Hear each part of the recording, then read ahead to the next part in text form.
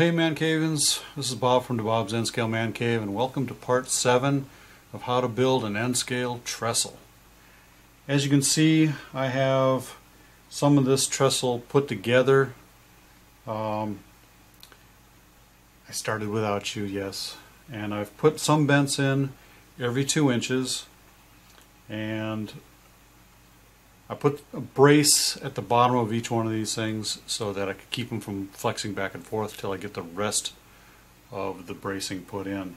What I'm going to do next is I'm going to continue showing you how I put in the rest of the bents, put them in place where I want to have them, because things don't always go to plan and you got to work with what you got, and so I'm making it fit. That's the key. You got to make it fit. Okay, we are going to start putting some of this glue down and put a bent in. Take some tight bond glue. Basically going to just take and put some of this glue right on the 2nd and 4th bent pole or the post. Don't need a lot.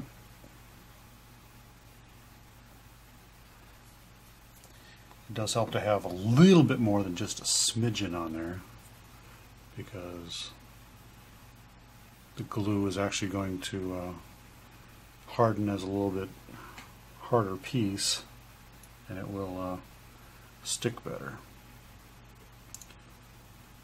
So I want to go 2 inches from the other one. In this case it's right on 8 inches. Center that center pole right on that. Checking for 90-degree parallel to the stringer. And put this block of wood right here to kind of lean up against while it dries.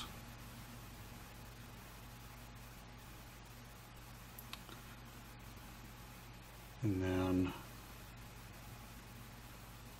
I push the taller box, which is going to be my square basically. Both of these are my squares, and I have something holding it up while it dries for the next 10 minutes or so. So once I have that piece in place, I'm going to take and glue a brace on the bottom from bent to bent. A little bit of glue on either end of the stick that I have. I'm just going to place it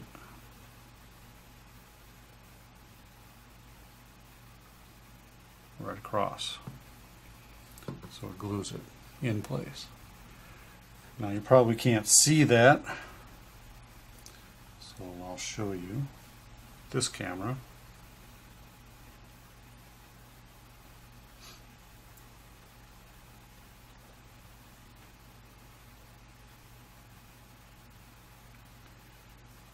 And just glue stick right down on top of across those to brace them. So when this dries, I'm not going to get any side-to-side action and break off my bents. I mean, I still could, but they won't be as fragile. Grab another bent.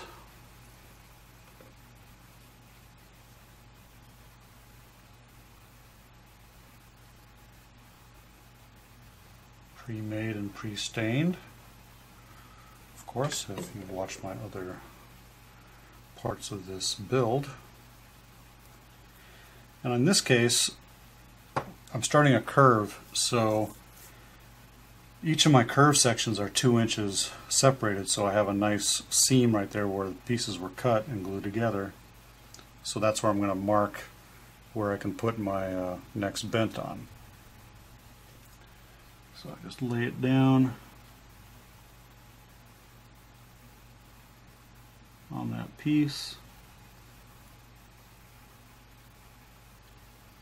make sure I have a slight curve in it, because this piece is curving now, so I need it parallel with that seam. And I'm just going to kind of hold it there since I have some of my other bracing here a little busy.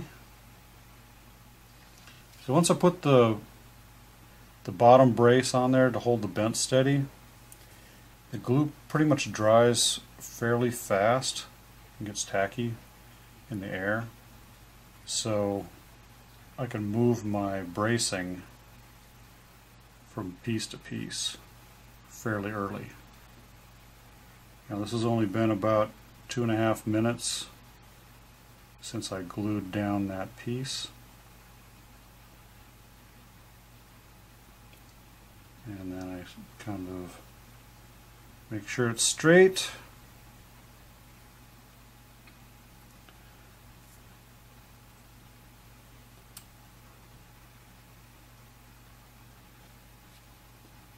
Get a little extra room in here so I can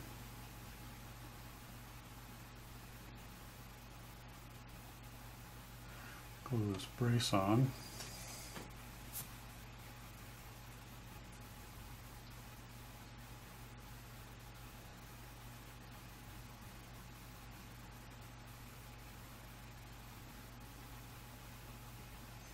Now these braces on the bottom are going to be temporary, so I can pull these off later. I'm about to install the bridge into its permanent location. I'll take these off once I have all the other cross bracing put in there. The next step after I get these 2-inch pieces put in is to take the other bents, because I'm going to be separating by 1 inch apart, and I'll just be putting them into the middle between each one of these and adding bracing in as I go. I'll do all the bracing for one bent at a time, and from there I'll just keep on going until I'm done, until it looks right. And then from that point of view, I'm going to take and install the bridge in its place, making sure that it's cut down to the right size so that it'll sit flush and flat and level. I'm going to continue working on this, and we'll show you some more when I got further progress. Now it should be okay that you have glue coming out of the tops here. I mean, this is upside down, so you know, most people ain't going to look at it from the bottom, but later on after it dries fully, it's pretty much going to be a light brown anyway, because I'm using the yellow wood glue, not the white wood glue. That way it does already get a little bit of discoloration to it already. You don't have to really paint it or stain it anymore. I'm going to take another one of those sticks for my bracing, and I'm going to start putting it in probably 7/8 of an inch.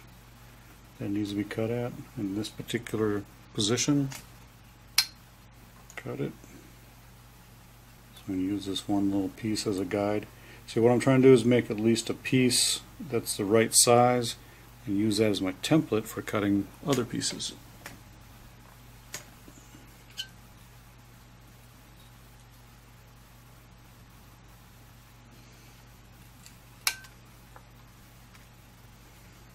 There's a new piece. Yeah, I'm dropping my tool on the floor because I do not want to put it on this nice table. Put it up here to measure. That looks like it's going to work out just fine.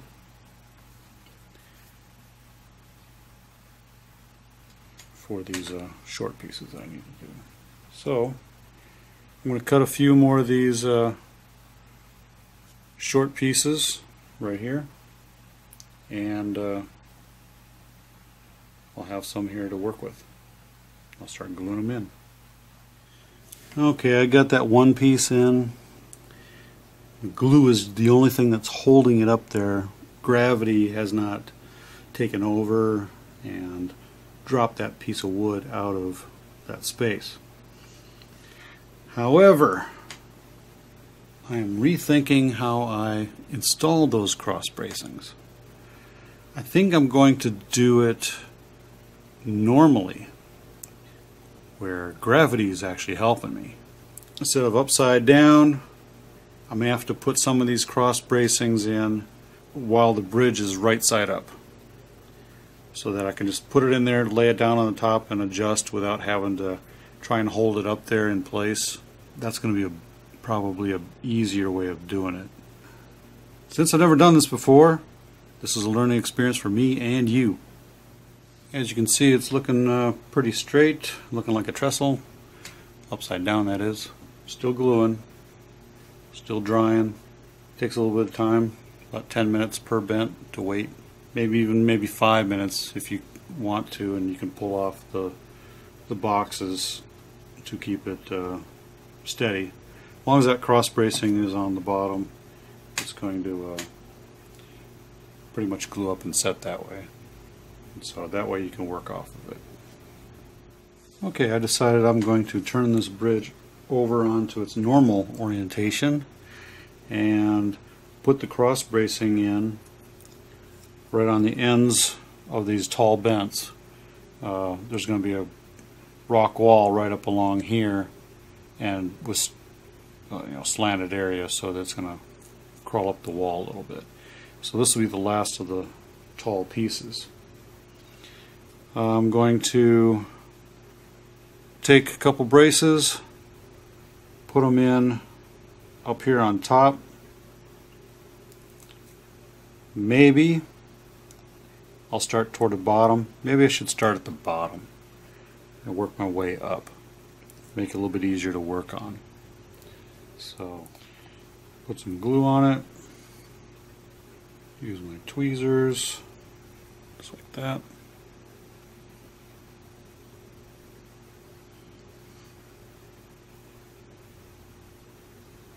Slide it into place.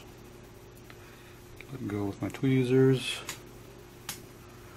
Make sure that it's where I want it. Put some weight on it. And since you have these bent tweezers like this, all I gotta do is just lay it on there for a little bit. Adds a little weight and helps set the glue up and spread it out where it needs to go. And then I can start working on the next piece. And what I'll do is I'll do one level at a time between each bents, then I'll move on to the next set of bents. Once this bent is all done between these two, move on to the next set. Between these I'm going to put in a long 2-inch piece so it covers all 3 bents. Then I just makes one solid piece. It makes it a lot stronger that way if it's a longer piece.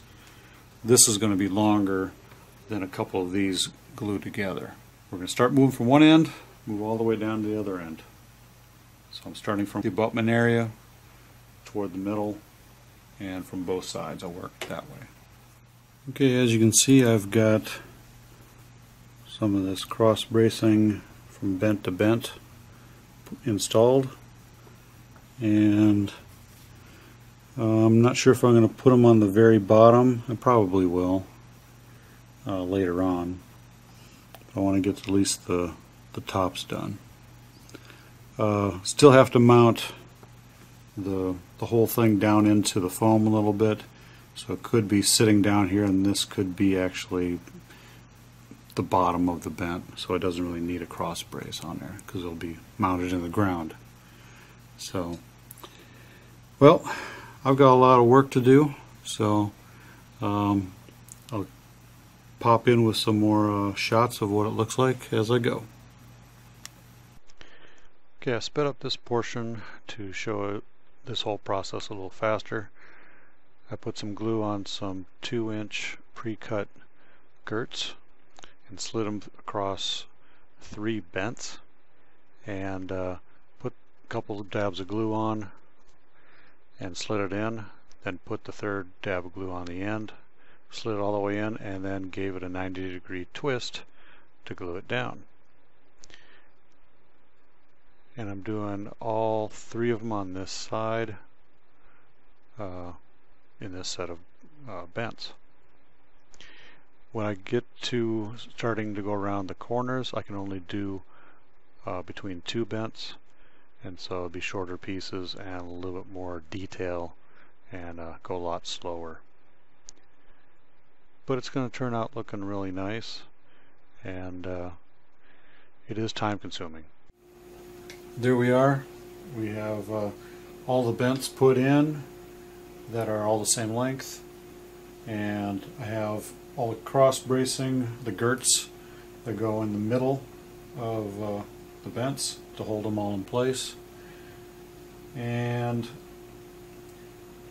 the next step I'm going to have to do is I have to put in maybe some cross bracing here and there and fill in the bridge area. I got still have to build that. I'm probably going to build that in place when I have it set into the diorama. I got to figure out the height and everything else. So we'll see how that works.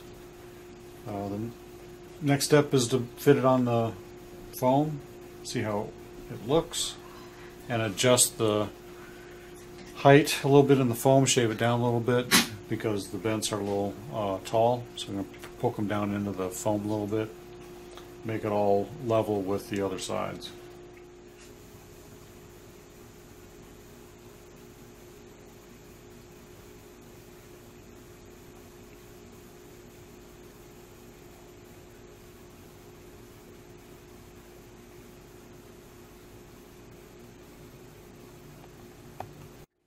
Well, Mancavians, this has been part 7 of how to build an N-scale trestle. And as you can see, it looks pretty nice sitting in my diorama so far. Next steps are going to have to be getting some leveling going on here, shortening it up a little bit because it sits just a hair too high. So I'm going to push these down into the foam a little bit, maybe cut some space out underneath each one of the bents and get it to lay flat. I also have to paint all this foam. Going to be sort of like a dark earth color, a lot of granite or rock kind of stuff up here on the top, and of course the stream and the water and everything else. It's going to be kind of a darkish gray, maybe gray and black, a little bit of mix in there. Throw some browns in there too. I might just paint it all kind of brown and kind of do a wash on it and kind of spray some of that pigment of some sort on there to make it look more like granite. Still trying to figure that all out. So if you have any suggestions, let me know. Just comment down here below. And after I get this all figured out and mounted and where it's going to mount, I can start laying track on top of it. And it's going to take one piece of 30-inch flex track and an extra piece here. Probably 30 inches will go to about right here, and then the rest of it is going to have to be another piece of track, of course. If you like what you saw, put a comment down below. Subscribe if you haven't subscribed. You get more information about this in the next part, which I'm not exactly sure what I'm going to call that one yet, but it's going to be part 8. At least I know that. So, till next time, Mancavians, this is Bob from the Bob's N-Scale Man Cave signing out. Happy mile railroading. Bye.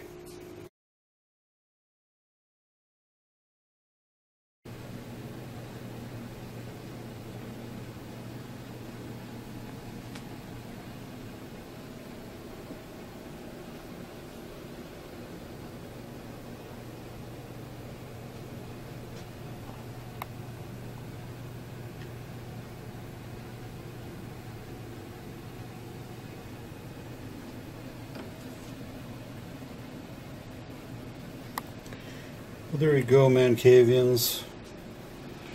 I think I have finished my trestle to the point where I'm getting ready to start putting some track down on top of it. It's just a piece of track laying up there as an example. It's just loose. The whole thing is still loose. It's not mounted into the styrofoam yet. But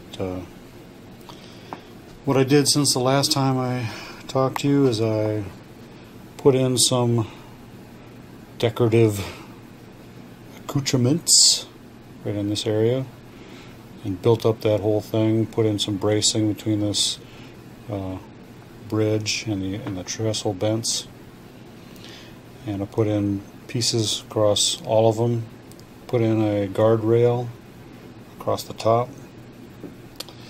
I also added in the missing bents that were going up here in the other levels,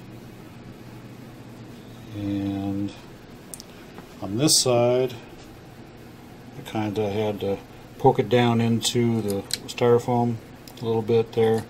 I'll cover all that up and with scenery and everything else, but it should look pretty good.